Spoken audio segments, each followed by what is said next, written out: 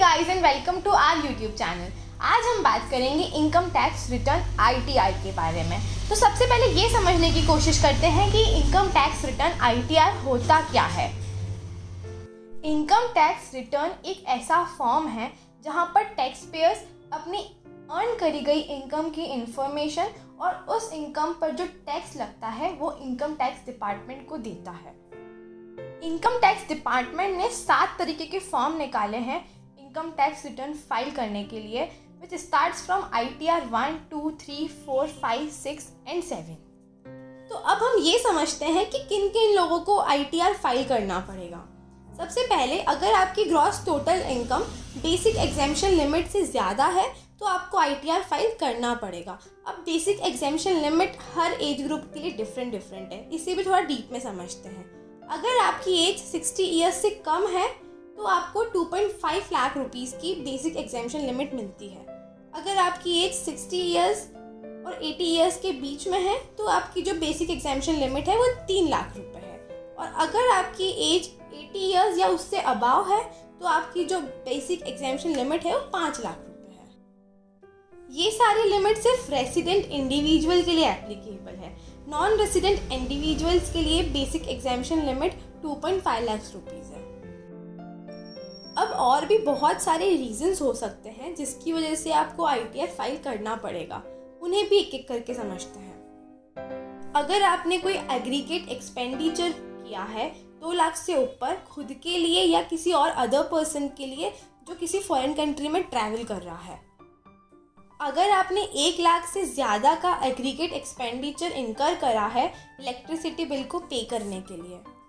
अगर आपने कोई स्पेसिफाइड अमाउंट या कोई अग्रीगेट अमाउंट ओवर ₹1 करोड़ एक या एक से ज़्यादा करंट अकाउंट्स में डिपॉजिट किया है जो कोई बैंक या कोई कोऑपरेटिव बैंक मेंटेन कर रहे हैं। अगर किसी पर्सन के डिपॉजिट्स एक या एक से ज़्यादा सेविंग बैंक अकाउंट्स में 50 लाख या उससे ज़्यादा है एक फाइनेंशियल ईयर में।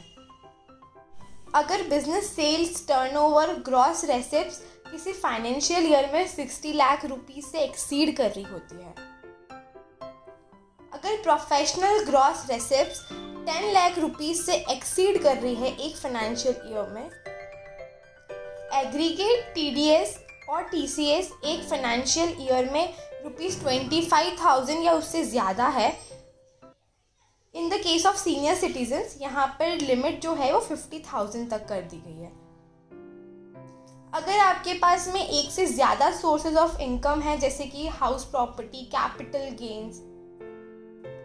अगर आप इनकम टैक्स रिफंड चाहते हैं डिपार्टमेंट से, या अगर आप कोई लॉस को किसी इनकम के हेड के अंडर कैरी फॉरवर्ड करना चाहते हैं। अगर टैक्स पेयर कंपनी या फर्म है इरिस्पेक्टिव ऑफ द प्रॉफिट और लॉस दे आर अर्निंग। अगर आप वीज़ा या लोन के लिए अप्लाई करना चाह रहे हैं, और अगर आपने किसी फॉरेन एसेट्स में इन्वेस्ट किया है और वहाँ से कुछ अर्निंग आई है उस पर्टिकुलर फाइनेंशियल ईयर में, तो इन सब रीजंस की वजह से आपको इनकम टैक्स रिटर्न फाइल करना पड़ेगा। अब हम बात करते हैं इनकम टैक्स रिटर्न फाइलिंग की ड्यू डेट्स की for the financial year 2021-22 and for the assessment year 2022-23 की। अगर एक tax payer individual HUF, AOP, BOI की कैटेगरी में फॉल करता है जहां पर बुक्स ऑफ अकाउंट्स को ऑडिट करना नेसेसरी नहीं है, वहां पर टैक्स फाइलिंग की लास्ट डेट 31 जुलाई 2022 है। अगर कोई बिजनेसेस जहां पर ऑडिट की रिक्वायरमेंट है उनकी टैक्स फाइलिंग की लास्ट डेट 31 अक्टूबर 2022 है। और अगर कोई बिजनेस जहां पर ट्रांसफ़र प्राइसिंग रिपोर्ट रिक्वायर्ड है उनकी last date for tax filing 30 नवंबर 2022 है। नाउ लेट्स अंडरस्टैंड कि क्या पेनल्टीज एप्लीकेबल होगी अगर आप इनकम टैक्स रिटर्न को लेट फाइल कर रहे हैं। अगर आपने prescribe time limit under section 139 sub section 1 के अंडर टैक्स फाइल करा है तब वहां पर कोई भी लेट फीस एप्लीकेबल नहीं होगी। पर अगर आपने after the time limit income tax return file करा है, उस केस में अगर टैक्स पेयर की टोटल इनकम 5 लाख से ज़्यादा है तो उसे 5,000 की पेनल्टी पे करनी पड़ेगी। और अगर टैक्स पेयर की टोटल इनकम 5 लाख से कम है तो उसे 1,000 रुपये की पेनल्टी पे करना पड़ेगी। तो अब हम बात करते हैं क्या कॉन्सिक्वेंसेस होंगे अगर हम इनकम टैक्स रिटर्न फाइल नहीं करते हैं या इनकम टैक्स रिटर्न फाइल करने में लेट हो गए हैं। अगर आप अपने टैक्स को फाइल करने में लेट कर रहे हैं तो आप अपने लॉसेस जो profit and gains of business और प्रोफेशन एंड कैपिटल गेन से रिलेटेड है उन्हें कैरी फॉरवर्ड नहीं कर सकते हैं, but loss from house hold property को कैरी फॉरवर्ड किया जा सकता है। अगर आप टैक्स फाइलिंग में लेट हो गए हैं तो आपको जो अनपेड टैक्स है उस पर इंटरेस्ट पे करना पड़ता है। अगर आप किसी रिफंड और उस रिफंड के ऊपर इंटरेस्ट के लिए एलिजिबल हैं तो आपको कोई भी इंटरेस्ट नहीं मिलेगा उस रिफंडेबल अमाउंट के ऊपर अगर आपने आपका टैक्स टाइम से पे नहीं करा है।